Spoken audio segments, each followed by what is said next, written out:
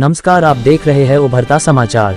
कृष्ण और रुक्मणी विवाह पसंद संपन्न श्रद्धालुओं ने किया कन्यादान। पूज भदोही चित्र क्षेत्र के कुरमेचा गांव में चल रही श्रीमद् भागवत कथा के 6वें दिन आचार्य श्री श्याम जी महाराज भगवान श्री कृष्ण रुक्मणी झांकी निकाली गई। आचार्य ने रुक्मणी विवाह पर प्रसंग डालते हुए कहा कि रुक्मणी का भाई अपनी बहन का विवाह शिशुपाल से करना चाहता था। शिशुपाल अधर्म पर चलता था, लेकिन रुक्मणी ने अपने पति के रूप में भगवान श्री कृष्ण को मान चुकी थी।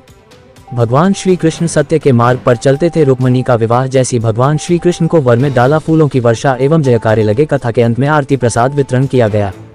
इस मौके रीग प्रभारी मनोज मिश्रा, राजबली मिश्र, धर्मराज सिंह, श्याम कृष्ण मिश्रा, जनार्दन सिंह, रविंद्र बिंद, दीनानाथ यादव, हरिवंश शुक्ला, अरविंद सिंह, पवन मिश्रा, राजेंद्र सिंह, गामा सिंह, केशव प्रसाद, रामप्यारे तिवारी, आशीष सिंह, पप्पू सिंह, घनश्याम तिवारी, राजन पांडे, अनेक लोग मौजूद रहे।